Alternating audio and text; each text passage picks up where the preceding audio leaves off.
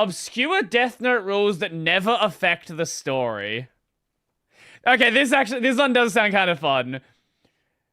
I know there's some like bullshit rules about how the Death Note's supposed to work. I actually am curious about this one. I actually am kind of curious. Like, you know, we might watch it afterwards. This one gets priority. We're watching this one first. I don't know. Anyway, obscure Death Note rules that never affect the story. Let us see. In Death Note, we are introduced to 68 rules in total. Was there 68 rules? What a convenient number that is. What a very convenient number.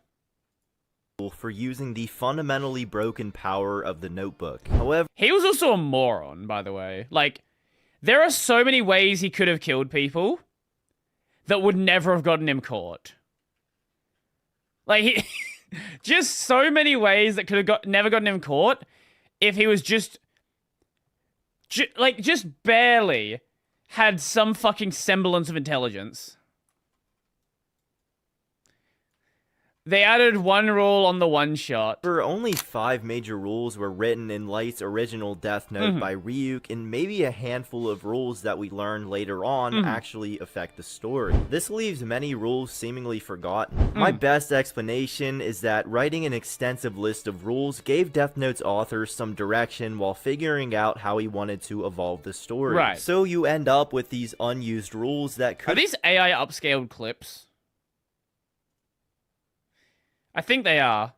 Yeah, I think this is AI upscaled. Evolve the story. So you end up with— At least it's not fucking 60 FPS interpolated bullshit. With these unused rules that could have led to some pretty interesting scenarios. For example, did you know that only a specific age range can be killed using the Death Note?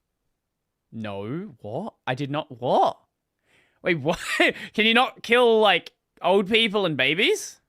Those who are less than 780 days old or above 124 years old will not be— Above 100, okay, that's not a rule! That's not, okay. Shut the fuck up. Oldest person to live.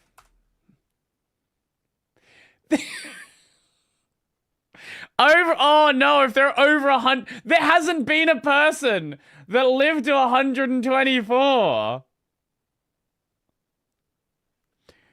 I guess this one's fine. Like, you can't kill babies. Fine. Okay. This one is like not affected if their name is written. You also can't kill someone who has less than 12 minutes of their natural lifespan remaining. Okay. So if somebody was like dying of cancer or something, you couldn't kill them. There's a few more cases in which someone's name can be written in the Death Note without it resulting in— Yeah, that's 100% AI upscaled. Passing away. One rule states that the Death Note will not ever affect a victim whose name has been accidentally misspelled 4 times. Never affect them. Interesting. Someone bleeding to death could defeat Light. I don't know if that counts as natural life, though. What does natural life mean? I think natural life, like, the end of your natural life would be where you would die under, like, normal circumstance. Now, what does that actually mean? Who the fuck knows? Doesn't matter. Don't think about it. Ryuk kills Light in the Death Note. Well, Ryuk is a Shinigami, so don't even worry about it. Well, no, I have some friends who are from India, and their names have too many letters in them. And I would imagine they probably misspell their names a couple of times as well. Does Ryuk not follow the rules? Don't worry about it. Don't worry about it. The closest thing we see to this rule in the story involves Light's second ever victim. The man says his name out loud, so Light writes his name down 6 times with different spelling. But because Light spelled the man's name correctly the first time, he does in fact get killed in a traffic accident as specified by Light in the notebook. The following rule states that if a person's name is intentionally misspelled 4 times, then the owner of the notebook dies. What? Wait, what? So if you just like, wait, no, there you go. So you actually would just kill yourself. Get fucked! Now, in this case, the person whose name was written is free from being killed by this particular death note, but that doesn't make them exempt from being killed by another person's death note if the opportunity somehow arises. Well, no, dyslexia, that's not intentional. That's not intentional. So if you like, I don't know, you give like if you were like, oh, microslop, imagine if microslop was a name, then you would just kill yourself. But it's the owner. If the death note was leased and the owner dies, way to kill the owner. Interestingly, if a name is written in 2 different death notes within 0.06 seconds what a random fucking number of each other, both death notes will not take effect and the person will not die. 60 What? milliseconds is a very narrow time frame, so this rule would pretty much have to be used in a coordinated effort rather than just Tim Apple. Accidental coincidence. The death note will also not take effect if an individual's name is written on several pages. The rule also clarifies that if a victim's last name is written on the front of a page while their first name is written on the back, then that's valid. So what this rule is Okay. So you can stretch a name across 2 pages. saying is that you can't spell out someone's name with a letter on each page, for example. Not that the full name itself can't be written multiple times on different pages. Now, the next category of rules pertain to writing causes and conditions for a person's death in the notebook. In the story, Light tests this out quite a bit and confirms that generally, if a cause or conditions for a victim's death is physically impossible, the death will just default to a heart attack. Right. But what happens when the cause of death is specified as death from disease? This goes unexplored in the story, but if you write down a specific disease as well as a time of death for the person, the disease must be able to reasonably progress within that time period. Okay, Writing that the makes victim sense. will die of a specific disease without a set time of death is allowed to break the known rule that the death must occur within 23 days of the name being written. Okay, so if you got like, if you were like, hey, you get knuckle cancer. The knuckle cancer doesn't have to kill you in 28 days. If that specific disease takes longer than 23 days to reasonably 23. progress to a fatality, then that is how it'll play out. If you were to Wait, if you say someone dies of a disease, could they get the disease cured? Or like, if you give someone cancer, could the cancer be removed? the cause of death for a person and it would lead to the death of more people than intended, such as a plane crash, the person will simply die of a heart attack. Okay. This one probably... I guess unless it was a solo plane, that would be different. So if it's going to kill more than one person, then... Well, what about unintentional deaths? What if someone dies in a fire?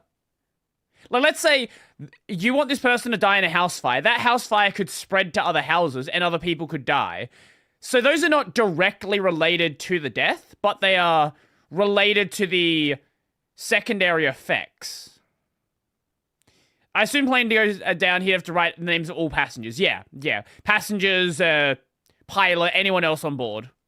carries the least amount of meaning, but some death notes apparently have red or white covers, but function the same as the regular black cover death notes. Okay. We don't see this in any canon material. However, Misa's notebook is red in the Death Note live action, so I guess that counts for something. Sure. A surprisingly untouched upon rule states that the pages of the Death Note never run out. I interpret this as the Death Note regenerates a new page after one is ripped out. It's worth noting that in the non-canon Death Note pilot chapter, there's a rule that if someone runs out of pages to write on in the Death Note, they can just ask a Shinigami for another. However, I don't think that's what the pages never run out is implying here. Now let's talk about Death Note ownership. Regaining memories of the Death Note by touching it is only effective 6 times for that given notebook. If you lose ownership of the Death Note and touch it for a 7th time, you'll just have to use it without your previous memories.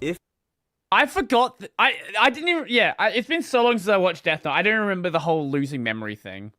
If you transfer or abandon ownership of the notebook, but nobody has been killed by it, then you get to keep your memories of the notebook. As soon as someone uses it to kill, however, then your memories are gone. An interesting side note is that it is perfectly acceptable to transfer or loan the Death Note to another person, but it becomes a rule in a Death Note side story 14 years after Kira that the Death Note cannot be bought or sold. This rule is the only... Yeah, okay. I do remember this being a thing in like a side story, because someone's like, what if I just sold it for like, because you know, any government, any rich billionaire would be more than happy to buy it.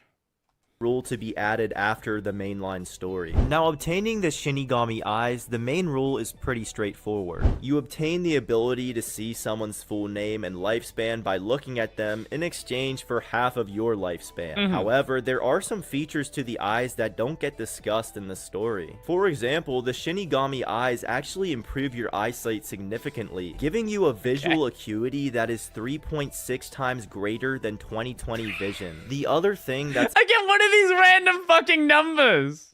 A bit weird is how much of a person's face you need to be able to see in order to see their name and lifespan. One rule says that it's at least half of the face, while the next rule says it's still unknown how much exposure is needed. You can use the Shinigami eyes on photos and digital media, no matter how old it is, so long as it's a clear enough picture. However, the eyes will never work on a drawing, no matter how realistic it is. I should also mention, the eyes can't be used to extract the name and lifespan of someone who has already passed away by looking at a photo of them.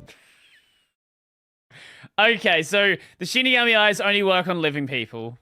Sure, okay. I guess they want to do that because then you get into fun things like, oh, hey, we have this corpse of someone. Oh, well, they might be not actually that corpse.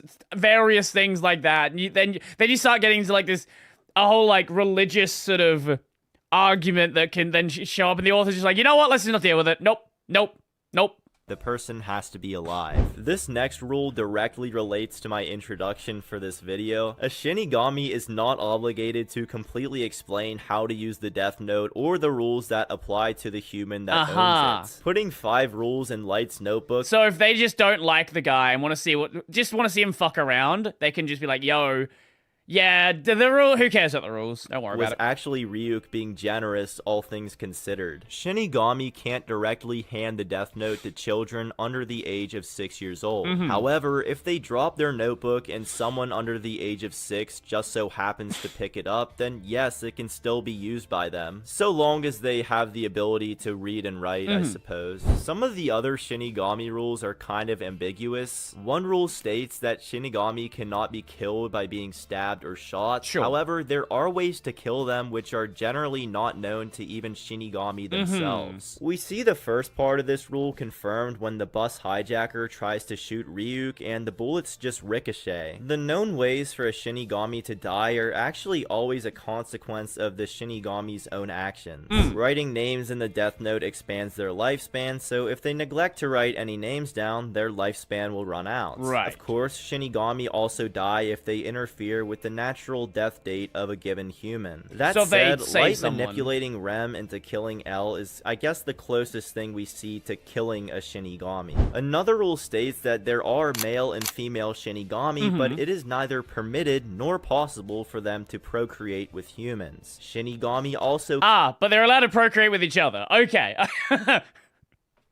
Oh no, my Dojin material! Cannot procreate with each other. This rule... Oh, wait, what? Procreate with human Shinigami, but it is neither permitted nor possible for them to procreate with humans. Shinigami also cannot procreate with each other. This rule wait, they can't procreate with humans, they can't procreate with each other. I don't want to know what that implies they can procreate with. implies that it's likely that Shinigami will eventually cease to exist unless there is some unknown way for them to be created. There is a popular theory that Light becomes a Shinigami after death, and that generally speaking, all humans who use the Death Note become Shinigami. This would be a way of continuing the Shinigami cycle, but there's not enough information to support that conclusion. Finally, Shinigami cannot hand out Death Notes to more than 3 individuals at a time. There's a separate rule that only 6 Death Notes can exist on Earth at a time. A Shinigami could technically give 6 Death Notes to one person. If a 7th Death Note is somehow... But there wouldn't be a reason to do that because I don't think there's any benefit to having multiple. Unless they just like, fuck it, have multiple. dropped onto Earth, then it'll be rendered useless. Nothing will happen if you write down a name. But I guess if someone wanted to collect all the Death Notes, they could. Those are most of the Death Note rules that I could find that never have any effect on the story. As always, leave a video and like the subscribe. I'll see ya. Sure. Okay.